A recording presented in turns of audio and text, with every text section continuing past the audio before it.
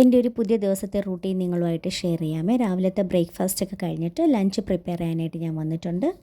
എല്ലാ ദിവസവും ഞാനൊരു ബ്ലാക്ക് കോഫി ഉണ്ടാക്കി കുടിക്കും. പക്ഷേ ഇന്ന് എനിക്ക് എന്തോ ഒരു മിൽക്ക് കോഫി കുടിക്കാനൊരു ആഗ്രഹം തോന്നി. അങ്ങനെ ഞാനൊരു കാപ്പി ഉണ്ടാക്കി കുടിച്ചിട്ട് പിന്നെ ബാക്കി പണിയിലേക്ക് കയറി. അങ്ങനെ ഓൺലൈൻ ക്ലാസ്സിൻ്റെ ഇടയ്ക്ക് കുറച്ച് സമയം കിട്ടിയപ്പോൾ വന്ന് ഞാൻ സാമ്പാർ ഉണ്ടാക്കി.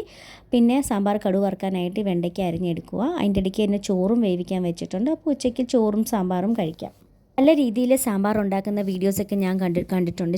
ചിലരൊക്കെ ആണെങ്കിൽ പരിപ്പ് സെപ്പറേറ്റ് വേവിച്ചെടുക്കും, പിന്നെ പച്ചക്കറി വേവിച്ചെടുക്കും, അല്ലെങ്കിൽ എല്ലാം കൂടി ഒരുമിച്ചിട്ട് വേവിച്ചെടുക്കും. ചിലർ മസാലകൾ വറുത്തിടും, ചിലർ മസാല അതിലേക്ക് ഇട്ട് തന്നെ ഉണ്ടാക്കും. ഞാനാണെങ്കിൽ സാമ്പാറിൻ്റെ കഷ്ണങ്ങൾ ഇടുമ്പോൾ അതിൻ്റെ കൂട്ടത്തിൽ തന്നെ സാമ്പാർ മസാല തട്ടിയിട്ടിട്ട് വേവിച്ചെടുക്കും. പിന്നെ സെപ്പറേറ്റ് ആയിട്ട് വെണ്ടയ്ക്ക വഴറ്റിയെടുക്കും. വെണ്ടയ്ക്ക അതിലേക്കിട്ട് തന്നെ ഉണ്ടാക്കിയാൽ അതങ്ങ് കുഴകുഴാന്നിരിക്കും. അപ്പോൾ അതെനിക്ക് ഇഷ്ടമില്ല. അപ്പോൾ കുറച്ച് മസാലയുടെ കുറവ് പോലെ തോന്നിയപ്പം പിന്നെ മേളിൽ കൂടി ഞാൻ കുറച്ചും കൂടി ഇട്ടിട്ടുണ്ട്.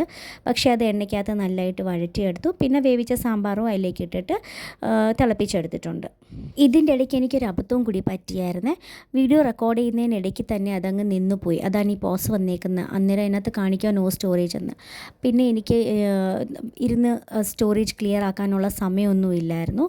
പിന്നെ ഞാൻ ഉഴുന്ന് വടയ്ക്ക ഉണ്ടാക്കാനായിട്ട് ഉഴുന്നൊക്കെ അരച്ചെടുത്തു. അപ്പോൾ അതൊന്നും റെക്കോർഡ് ചെയ്യാൻ പറ്റിയില്ല.